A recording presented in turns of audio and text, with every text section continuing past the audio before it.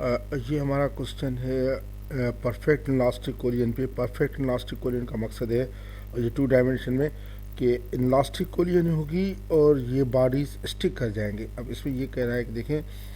a 1500 kilogram car traveling east with a speed of 25.0 meter per second collides at an intersection with a 2500 kg van traveling north at a speed of 20.0 meter per second. Find the direction and magnitude of the velocity of the wreckage after the collision, assuming that the vehicles undergo a perfectly inelastic collision, that is, they stick together, and assuming that the friction between vehicles and road may be neglected. अब हमारा question ये इस तरीके से है, अगर मैं ये नॉर्थ और साउथ पहले निकाल दूँ, देखिए ये नॉर्थ होता है, ये साउथ, और ये वही से याद किया करें वेस्ट, और ये ईस्ट। अब हमेशा हमारी तरह प्रॉब्लम स्टेट ये होती है कि हम हमेशा पहले सोचते हैं कि एक्चुअल हो क्या रहा है। देखिए, अगर एक्चुअल की चीज़ देखें तो ये एक गाड़ी है, ऐसे जा रही है, कार है, ये 1500 किलोमीटर, 1500 केजी मास है इसका, और केजी मास है, और ये जा रही है 25 मीटर्स पर सेकंड से। ये जब आ रही है इधर, तो ये इस जगह पे सपोज, अब इधर से नीचे से ये नॉर्थ की तरफ एक गाड़ी जा रही है, नॉर्थ की तरफ से नॉर्थ तरफ जा रही है। ये इसका मास है 2500 केजी, और ये स्पीड से जा रही है 20 मीटर्स पर सेकंड के साथ, 20 मीटर। जब इधर दोनों एक साथ पहुंचती हैं, इधर पहुंचती हैं,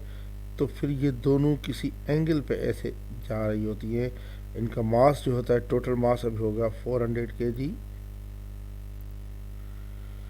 और ये वेलोसिटी v के साथ जा रही होती है और एंगल थीटा के साथ।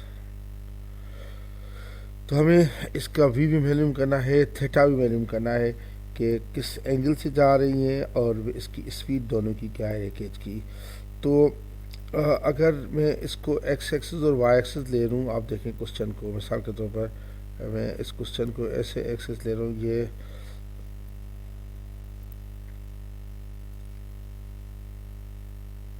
बेसिकली जहाँ मिलते हैं उसको मैं ओरिजिन ले लेता हूँ।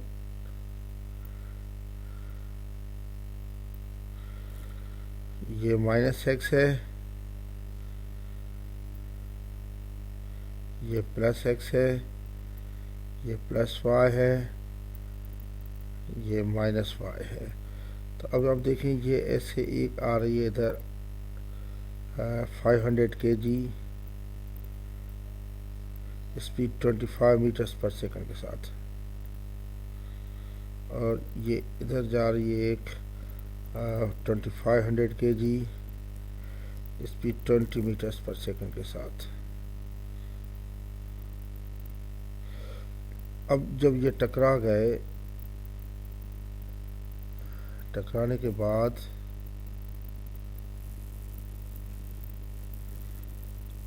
ये इधर गए, दोनों का मास हो गया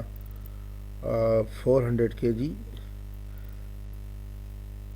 400 केजी, और ये वेलोसिटी v के साथ और एंगल थीटा के साथ है। तो अभी हमेशा हमारा इनिशियल मोमेंटम एक्स एक्सिस का और फाइनल मोमेंटम एक्स एक्सिस का अगर कांस्टेंट हो, तो एक्स एक्सिस का मोमेंटम इसका इनिशियल इसका तो होगा, इसका 1500 इंटू 25 पॉजिटिव होगा, 1500 इंटू 25 पॉजिटिव में, प्लस इसका एक्स एक्सिस का, देखिए इसका मोमेंटम एक्स एक्सिस का 0 है, मस्ट बी इक्वल टू इसका एक्स एक्सिस का मोमेंटम अगर ब्रेक करेंगे, वेलोसिटी v है, तो ये हो जाएगा 400 v और साइन थीटा के, और ऊपर की तरफ तो पॉजिटिव होगा, एक्स का 400 v और साइन थीटा। तो ये हमारा इक्वेशन पहली बन गई, 400 v sine theta is equal to 1500 into 25, 1500 into 25, यह आएगा 37500,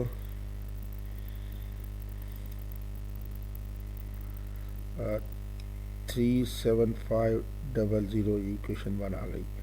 इसी तरह फिर मैं final initial momentum Y axis में देखूंगा। वाई एक्सिस में इसका मोमेंटम आप देखें बिल्कुल ज़ीरो है, ये माइनस एक्सिस वाई एक्सिस में इसका मोमेंटम ज़ीरो, लिखता हूँ ज़ीरो, और प्लस ये पॉजिटिव मोमेंटम है ऊपर जा रहा है, ये कितना होगा, ये होगा 2500 इंटू 20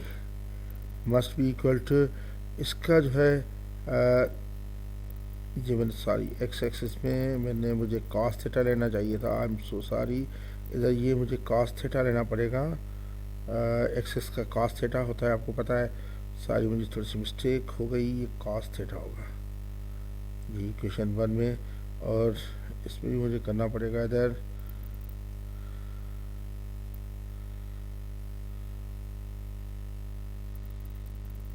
कॉस थीटा।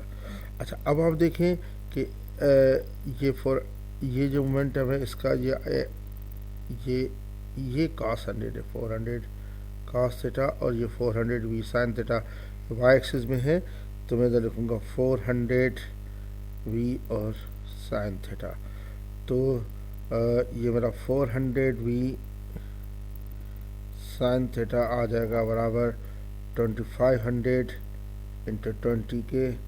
तो ये आ जाएगा 400 वी साइन थीटा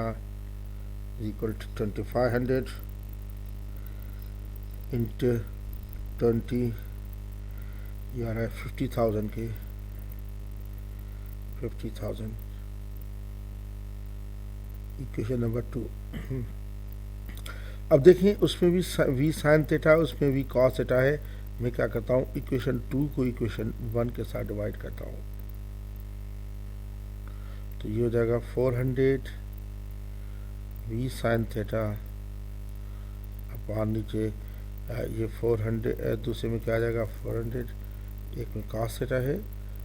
मैंने 2 को 1 से डिवाइड किया है, 400 वी कॉस थीटा बराबर आ जाएगा 50,000 अपॉन 37,500 के, तो इस तरह ये 400 में कैंसिल, ये वी में कैंसिल, और sine theta upon cos theta जो आता है, sine theta upon cos theta हमेशा टेंजेंट थीटा होता है, तो लूँगा टेंजेंट थीटा बराबर रहता है 50,000 डिवाइडेड बाई 37500, ये 1.3333,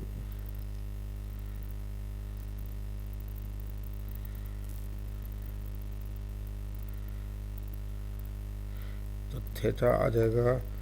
टेंजेंट इनवर्स 53.1 डिग्री, तो ये मेरा एंगल मिल गया 53.1 डिग्री वेलोसिटी के लिए, यानी दोनों रेखे जो दोनों कारें इकट्ठी हैं या रेकेज है वो 53.1 डिग्री पे जाएगा। अब मुझे किसी भी एक इक्वेशन में पुट करूँगा तो भी आ जाएगा, सेकंड में पुट कर दूँ मिसाल के तौर पर, ये सेकंड में पुट करें, ये 400 बी, मैं लिखूँगा 400 बी और sine 53.1 degree must be equal to 50,000, और इससे मैं वी मालूम कर लूँगा अभी, तो मेरा वी आ जाएगा 50,000 डिवाइडेड बाय 400 और साइन 53.1 डिग्री, तो मेरा वी आ जाएगा 50,000 डिवाइडेड बाय 400 साइन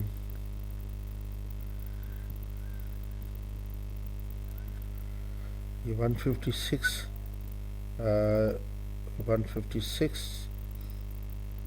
आ रहा है, ये 400 नहीं है बल्कि 4000 होना चाहिए, ये 4000 है,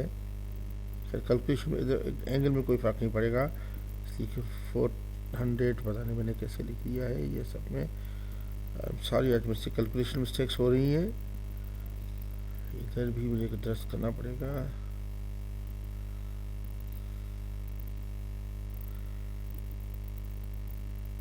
ये भी 4000 है, सॉरी ये भी 4000 है, जहाँ जहाँ 400 है वो 4000 है, ज़्यादा फ़र्क नहीं पड़ा कैलकुलेशन में, क्योंकि मैंने वो कैंसिल ये 4000 तो ठीक है, ये 4000, ये है इधर हर जगह पे, इधर ये 4000, ये क्योंकि सम 4000 हो रहा है, नॉट 400। तो ये हमारा जो है, जब अपनी गलती का एहसास तब हुआ जब मैंने देखा कि मेरी फाइनल वेलोसिटी तकरीबन 156 आ रही है, तो समथिंग हैज़ बिन रॉन्ग। तो मैंने अंदाज़ लगाया कि मेरी यही गलती है और ये मेरा आ जाएगा, क्योंकि मैं कोई कैलकुलेशन की हुई नहीं होती, मैं डायरेक्ट कर रहा होता हूँ। पहले ही बता चुका हूँ कि मैं क्लासरूम माहौल प्रोड्यूस करना चाहता हूँ। तो ये बेसिकली हो जाएगा 50,000 डिवाइडेड बाय 4000 और साइन 53.1 डिग्री। तो अब देखते हैं ये क्या आता है। 5000 50,000 divided by 4000 and sine 53.1 degree. तो ये आता है 15.63 15.6 मीटर्स पर सेकंड। तो रेकेज जो है, मैं कहूँगा wreckage moves at 15.6 metre per second at an angle of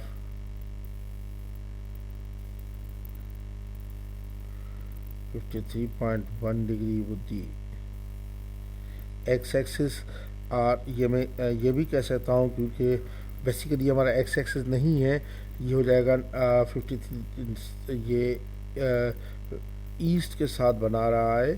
तो और ये नॉर्थ ऑफ, ये मैं कहूँगा नॉर्थ ऑफ ईस्ट डायरेक्शन हो जाएगा, क्योंकि एंगल ईस्ट के साथ बना रहा है। तो और नॉर्थ की डायरेक्शन नॉर्थ ऑफ ईस्ट होगा। तो ये हमारा यानी वेलोसिटी हो जाएगा 15.6 मीटर पर सेकंड, और इसका डायरेक्शन होगा नॉर्थ ऑफ ईस्ट। तो ये इस तरीके से हमारा क्वेश्चन। आपने देखा कि हमने इनिशियल मोमेंटम के कंपोनेंट्स मालूम किए, फाइनल मोमेंटम के कंपोनेंट्स किए, कंपोनेंट्स के इक्वल रखा, क्योंकि इलास्टिक ये इनलास्टिक को यानी इसमें काइनेटिक का कोई अमल दखल नहीं था। तो हमने ये क्वेश्चन इस तरीके से हमने कर लिया।